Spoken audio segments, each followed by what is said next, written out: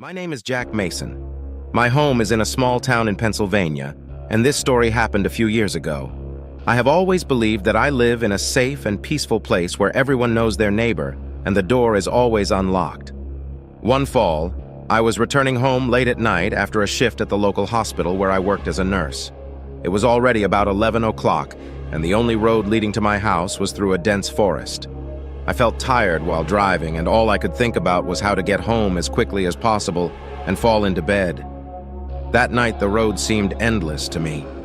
The beams of the headlights pulled out of the darkness the trees, which swept the sky with their branches, creating strange shadows. I drove slower than usual because I felt some unexplained anxiety. And then I saw him. A man was standing on the roadside. He looked like a lost tourist or just an odd traveler. His face was hidden by his hood, and he stood there, motionless, looking straight at me. It was strange, but I decided not to stop. Who knows what's on his mind, I thought. But the next day, when I told my colleagues about it, they just laughed at me, saying that I was just scared because I was tired. Maybe they were right, but this meeting did not leave my thoughts. It was just the beginning. Over the next few days, I began to notice him more often. First near the forest, then near my house. Each time he just stood there and watched, and every time I got goosebumps. A few days after my first meeting with a stranger, I woke up in the middle of the night. It was 3 o'clock in the morning, and all around was as quiet as a grave. However, I felt that something was wrong. The heart began to pound, and a cold sweat appeared on the forehead. I got up from the bed and went to the window. Staring into the darkness, I could see nothing, but the feeling that someone was looking at me never left. I decided to go back to bed, but as I took a step back, I heard a light knock on the window. It was so quiet I wasn't sure if it actually happened. Coming closer, I tried to see at least something in the darkness, and then I saw him again. The same hooded man was standing by my window looking straight at me. His face was still hidden, but I could feel his eyes drilling into me. I froze in place, not knowing what to do. Is he just joking, or does he have evil intentions? I tried to collect my thoughts, but suddenly the man disappeared. It happened so fast that I didn't even have time to move. The next day, I decided I needed to talk to the local police. The town is small, so I knew the Jackison's officer. James Jackison was one of the few officers in our area. I went to the station and told him about the stranger. James listened carefully, but didn't seem too concerned. He said it might just be a local vagrant or a prankster who decided to scare people, but I wasn't sure it was just a coincidence. James promised to patrol the area more often to reassure me. I returned home, but the feeling of anxiety did not go away.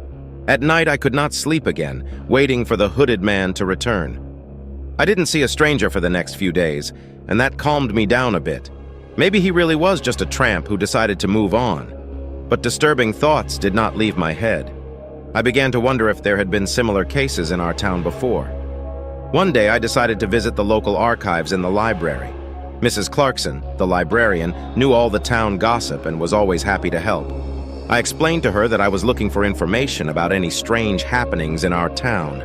She looked at me curiously, but didn't ask too many questions. She took me to the old newspaper archives and left me to look through the yellowed pages.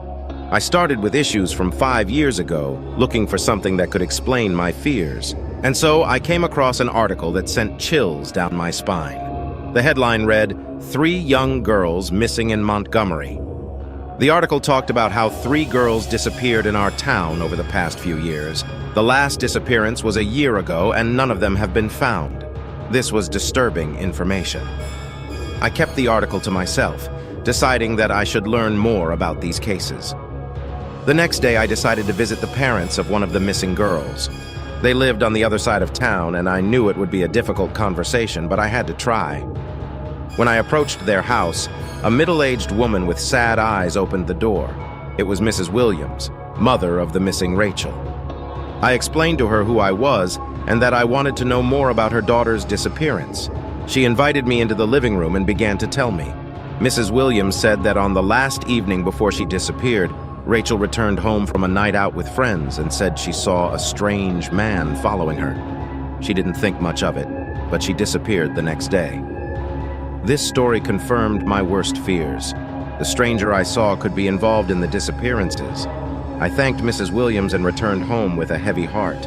knowing I had to find a way to find out more. The next morning, waking with a heavy heart after my conversation with Mrs. Williams, I decided I must act quickly. I went to Officer James Jackson again. He met me with the same calm eyes, but this time they flashed with interest as I told him about the article I had found and the conversation I had had with Mrs. Williams. "Jack, this is very serious," he said after I had finished my story. "I'll call the detective who handled these disappearances. He might want to talk to you." Detective John Garrett arrived a few hours later. Tall, with gray hair and piercing eyes, he immediately inspired trust. I told him in detail about all my observations and meetings with the stranger. "This could be an important clue," he said, jotting everything down in his notebook. "We'll have to check it out. Can you accurately describe the man?" I tried to remember every detail: the dark hood, the gaunt face, the pale skin. The detective thanked me and promised to leave police reinforcements for my area for the next few nights. I went to bed that night feeling a little more secure. I felt I had done everything I could to stop this man. But deep down, I knew it wasn't over yet. Suddenly, in the middle of the night, I woke up to a loud knock on the door. The heart jumped in the chest. Who could it be? I went to the door and cautiously looked through the window. Officer James Jackson stood in the doorway. "Jack, open it! It's important!" I heard his voice. I opened the door and James came in looking excited. "What happened?" I asked. "Detective Garrett found something. We need you to come with us to the station. We found a car that may be connected to your stranger," he said. I quickly got dressed and went with James to the station. Detective Garrett met us there. He showed me pictures of an old rusty van that he had found in the woods nearby. Inside were the personal belongings of the missing girls. "That's our biggest clue," Garrett said. "We found the fingerprints and sent them off for examination. We may soon learn more about this man." I returned home trying to calm down, but there was still fear inside me. Who was this man? Why was he following me? And what should I do if he appears again? The next day, I couldn't concentrate at work. My thoughts kept returning to the found van and the missing girls. My colleagues noticed my anxiety, but I didn't want to talk to anyone about what was happening. They would just think I was paranoid. In the evening, returning home, I constantly looked around as if waiting to see a stranger around every corner. However, the road was empty. As I drove up to my house, I had a strange feeling. Something was wrong. I stopped the car and got out, carefully looking around. It was quiet in the yard, only the rustling of leaves on the trees. I went to the door and, putting the key in the lock, heard a strange noise from inside. Stopping, I held my breath and listened. The noise repeated itself. It felt like someone or something was in my house. I opened the door slowly, trying not to make too much noise. The living room was dark. I fumbled for the switch and turned on the light. Nothing. I took a few steps forward and suddenly I heard someone's voice. "Don't move, Jack." My heart jumped in my chest. I turned and saw a stranger. He was standing in the corner of the room, holding a knife in his hand. His face was only dimly lit, but I recognized the same eyes that were staring at me through the window. "Who are you? What do you want?" I asked, trying not to show my fear. "My name is Mark, and I'm here to warn you. You've learned too much, Jack. Now you're one of us." I didn't understand what he was talking about, but his words sounded like a sentence. He took a step forward and I felt a cold sweat run down my back. "Why are you doing this? Why were you following me?" I tried to find out. Mark smiled, and his smile was terrifying. "You think you can stop me? You're just a small grain of sand in this world. But now you know too much, and I can't let you stay alive." At that point, I knew I had to act fast. Without thinking, I rushed to the kitchen where my cell phone was lying. I knew I had to call James or Garrett before it was too late. However, Mark was faster. He lunged after me, and I felt the knife go past me, almost catching my arm. I grabbed my phone and hit speed dial, calling the police. "Help! There's a stranger with a knife in my house!" I shouted when I heard a beep from the other end of the line. Mark tried to attack me again, but I backed into a corner, trying to keep him at bay. I heard the police operator answer and hoped that reinforcements were on their way. Mark stopped and looked at me with hatred. "It's not over yet, Jack. You will see me again," he said, and suddenly rushed to the window. He broke it and jumped out, disappearing into the darkness of the night. The police arrived a few minutes later. They searched the house, but Mark was gone. James Jackson and Detective Garrett were impressed with my story. They promised to do everything possible to find him, but I knew it wasn't the end. Now I was drawn into a game from which it was not so easy to get out. The next few days were spent in fear and anticipation. The police promised to patrol my neighborhood more often, but I still felt unsafe. Every sound in the night made me jump, and every rustle made me check the windows and doors. Detective Garrett left me his number and told me to call him any time if I saw anything suspicious. But Mark disappeared, as if dissolved in thin air. The police couldn't find any leads, and I began to think he might have left town. One evening, I was sitting in the living room trying to concentrate on reading when I heard the doorbell ring. I was worried, but I decided to check who it was. I looked through the window and saw a strange man in a suit. Opening the door, I saw that it was Detective Garrett. His expression was serious, and he invited me to sit down. "Jack, we have news," he began. "We found fingerprints in the van, and they belong to Mark Sloan. He was in the database because of previous arrests for petty offenses, but nothing that would point to a serial killer." "What does it mean?" I asked, trying to understand.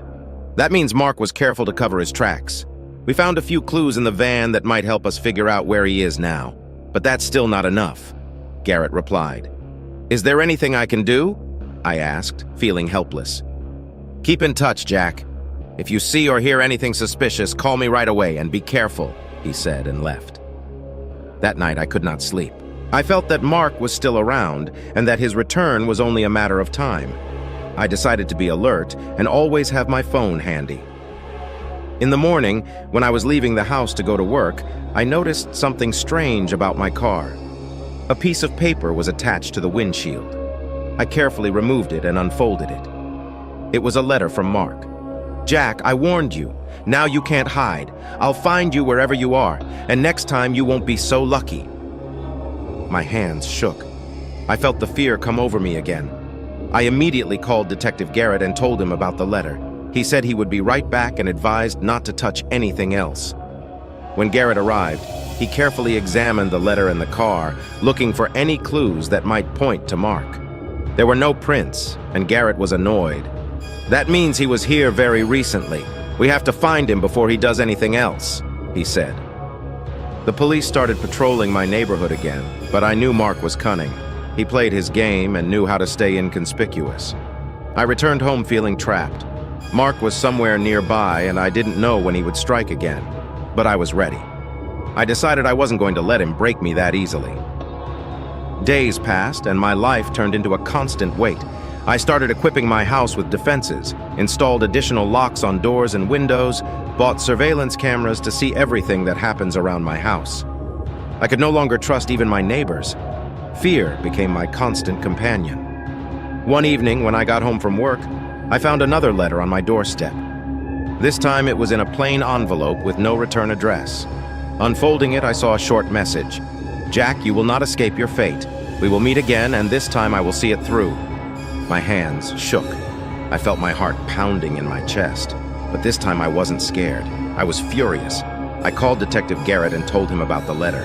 He promised to come immediately. When Garrett arrived, he carefully examined the letter and the envelope. Again, he found no fingerprints or other traces. Mark was too cautious. "That means he's watching you," Garrett said. "Perhaps he lives nearby. We must be prepared for any developments." I decided I couldn't sit idly by anymore. I must act. I started asking the neighbors if they had seen anything suspicious. Most of them knew nothing, but one neighbor, Mrs. Pierce, said she had seen a strange man walking near my house several times. He seemed suspicious to her, but she did not attach much importance to it. This was the first concrete trace. I told Garrett about this, and he decided to set up an ambush. Several undercover officers began patrolling my neighborhood at night, hoping to find Mark. The next evening, when I was about to go to bed, I heard a strange sound from outside. My heart pounded in my chest, and I slowly approached the window. Opening it, I saw the silhouette of a man standing next to my car. It was Mark. I immediately grabbed my phone and called Detective Garrett, trying not to give away my presence. "Garrett, Hez here, by my car," I whispered. Garrett ordered me to stay put and wait for reinforcements. I tried to stay calm, but fear and anger overwhelmed me. A few minutes later, I heard sirens and the police arrived. Mark tried to run, but the officers were faster. They grabbed him and handcuffed him. As he was led to the police car, he turned to me and smiled. "It's not over yet, Jack," he said ominously. "I'll be back." The police took him away, and I could finally breathe a sigh of relief. But deep down, I knew his words could be true. Now I was involved in something much bigger and scarier than mere stalking. After the arrest of Mark, I hoped that everything would finally be over, but the anxiety did not leave me. I knew that until he was convicted, the danger still existed. The police had him in custody, and Detective Garrett assured me that Mark would not be released anytime soon. The next day, I went to the station to testify. Garrett met me and took me to the interrogation room. There, behind the glass wall, sat Mark. His face was calm, even satisfied. "Jack, we need to talk to you about what happened," Garrett began. "Mark claims he's known you longer than you think. He says you used to know each other." I was surprised. "What? I've never seen him before. He's just some psycho." "We're checking everything he says, but there's one thing that has us confused," Garrett continued. "Mark mentioned an incident that happened years ago when you were still a teenager. Do you remember anything like that?" I tried hard to remember. Nothing concrete came to mind. "No, I don't remember any incidents involving Mark. I don't even know who he is." Garrett nodded and asked me to be in touch if I remembered anything important. I left the station feeling even more confused. Why did Mark claim we knew each other? What did he mean? I couldn't sleep that night thinking about everything that had happened. Suddenly I remembered how one day when I was about 16, I was walking in the park with my friends. There was a guy there a few years older than us named Mark. He was weird, always aloof and talking about strange things. But it couldn't be the same Mark, could it? The next morning I went back to the station and told Garrett about my memory. He decided to check this information and find out if this Mark was the same guy. A few days later, Garrett called me. "Jack, we've done some investigating. That Mark you remember might actually be our suspect. He lived in your neighborhood and was involved in a few strange incidents. Maybe he's been harboring a grudge all these years." This news stunned me. How could a guy I barely knew turn into a serial killer and start stalking me after so many years? I tried to understand his motivation, but I couldn't find a logical explanation. The next few weeks were difficult. Mark was held in custody, but the court hearing has not yet begun. I tried to live my life, but every day was filled with fear and anxiety. One evening, when I was coming home from work, I noticed that the door to my apartment was open. I froze in place, feeling a cold sweat run down my back. Gathering all my courage, I went inside. The apartment was quiet, but everything looked different. Furniture was moved, things were scattered. It looked like a search, but nothing was taken. I called Garrett and told him about it. He arrived a few minutes later with a group of forensics. They examined the apartment, but did not find any traces that could point to the intruder. It was very strange and scared me even more. "Jack, we're going to keep you under surveillance. It could be Mark or someone else playing their game," Garrett said. I was left alone with my thoughts. The unknown scared me even more. Who could have broken into my house, and what were they looking for? And most importantly, when will it all finally end? The next few days were terrible. I could feel Mark getting closer to me with each step, even though he was being held in custody. Every phone call, every unfamiliar look caused me fear and suspicion. The police continued to investigate, but without concrete evidence, they could not keep Mark behind bars forever. One evening, as I was getting ready for bed, my phone rang. It was Garrett. "Jack, we have some bad news," he began. "Mark escaped from custody. We don't know how it happened, but he disappeared." My heart pounded in my chest. How was that possible? How did he manage to escape? I felt the fear come over me again. Garrett continued to speak, but I could barely hear what he was saying. I knew that now I was in even greater danger. "We are doing everything we can to find him. Keep your phone handy and don't leave the house. We're sending a patrol to your area," Garrett said, and I heard him hang up. I locked all the doors and windows, checked the surveillance cameras, and tried to calm down, but it was in vain. Every noise sounded suspicious, and I couldn't shake the feeling that Mark was somewhere nearby. That night I could not sleep. All my thoughts were focused on the fact that Mark is here somewhere, and he will come for me again. In the end, I only dozed off for a few hours, constantly waking up at the slightest sound. In the morning, I decided to act. I couldn't just sit around and wait for Mark to show up again. I went to the place where my teenage friends and I used to hang out, the park where I met Mark for the first time. Maybe I'll find a clue there, something that will help me understand why he's after me. The park was empty. I walked the paths, trying to remember everything that had happened so many years ago. And suddenly I saw the old bench where we used to sit. When I got closer, I saw that the initials were carved on it, JW and MS. It was my initials and Mark's initials. It was strange and frightening. Why did he carve our initials on the bench? I felt that this bench had some special meaning for him. Perhaps this was where it all began. Suddenly, I heard a rustle behind me. I looked back and saw Mark. He stood in the shade of the trees watching me. "Jack," he said quietly, "do you remember this place?" My heart beat faster. "What do you want from me, Mark? Why are you chasing me?" Mark smiled, but his smile was cold and ruthless. "You forgot, but I remember. You were my friend, and then you betrayed me." "I don't understand," I answered, trying to remember. "What have I done?" "You left me when I needed it the most," Mark said, his voice filled with anger. "You were the only one who could help, but you just left. Now I'm back to pay you back." I felt a cold sweat run down my back. "Mark, I don't remember that. If I really did something wrong, I apologize. But that doesn't excuse your actions." Mark took a step forward, his eyes blazing with hatred. "You're not running away anymore, Jack. It's over here and now." I felt my body tense up, preparing for a possible attack, but suddenly I heard police sirens. It was Garrett and his team. They arrived on time. Mark tried to escape, but the officers quickly surrounded him and captured him. He was screaming and struggling, but they managed to detain him and put him in a police car. Garrett walked up to me. "Are you all right, Jack? Aren't you hurt?" I nodded, still in disbelief that it was over. "Yeah, it's fine. Thanks for coming. Mark will be under strict surveillance until the trial. We will not allow him to escape again," Garrett assured me. I returned home feeling that a great burden had been lifted from my shoulders, but deep down I knew this nightmare would stay with me forever. I experienced something that I will never forget, and it made me appreciate every day of my life. After Mark's rearrest, I slowly started to get back to normal, but the memories of everything that happened did not give me peace. I felt like every day was a challenge, but I was determined not to let fear rule me anymore. Mark's trial was approaching, and Detective Garrett asked me to testify. It wasn't an easy decision, but I knew I had to help so Mark could never hurt me or anyone else again. On the day of the trial, I sat in the courtroom awaiting my summons. When I was invited to the podium, I felt my heart begin to beat faster.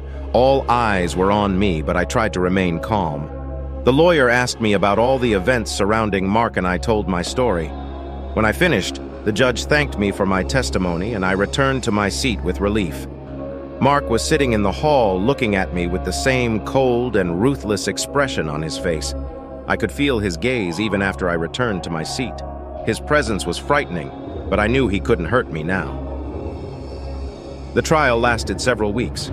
All testimony and evidence were carefully studied. In the end, Mark was found guilty of all crimes and sentenced to life in prison without parole. This decision brought me relief. I knew I was safe now, and Mark would never be able to hurt me again. But deep down, I knew that this experience would forever leave its mark on my life. After the trial, I decided to move to another city where no one knew me. I found a new job, new friends, and started building my life anew. But the memory of what happened never left me.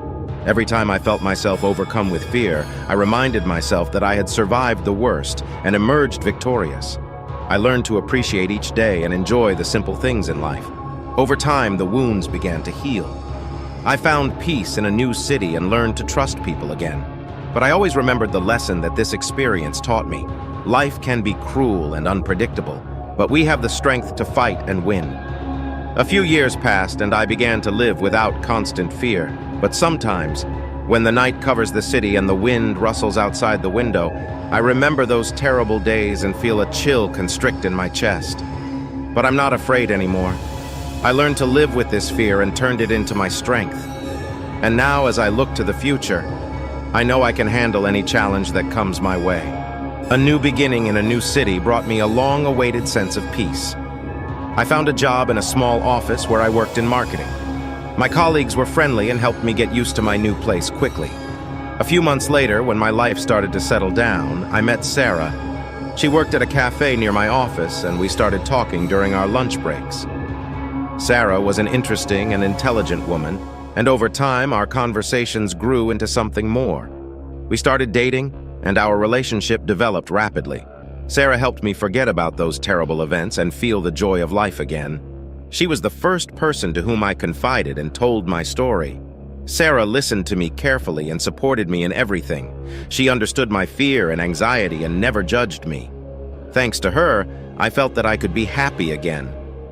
One evening, while we were walking in the park, Sarah stopped and took my hand. "Jack, I know you've been through a lot, and I'm proud of the way you're handling it," she said.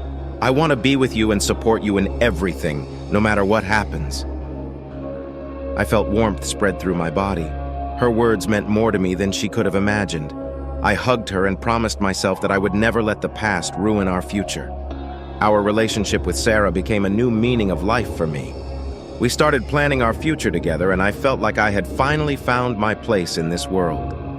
But one day, when we returned home after a walk, I found a letter on my doorstep. It was similar to the ones I used to get when Mark was chasing me. My heart sank, and I felt the old fear come over me again. Tearing open the envelope, I read the message. "Jack, did you think it was over? No, this is just the beginning. It'll always be there for you." I showed Sarah the letter, and she turned pale.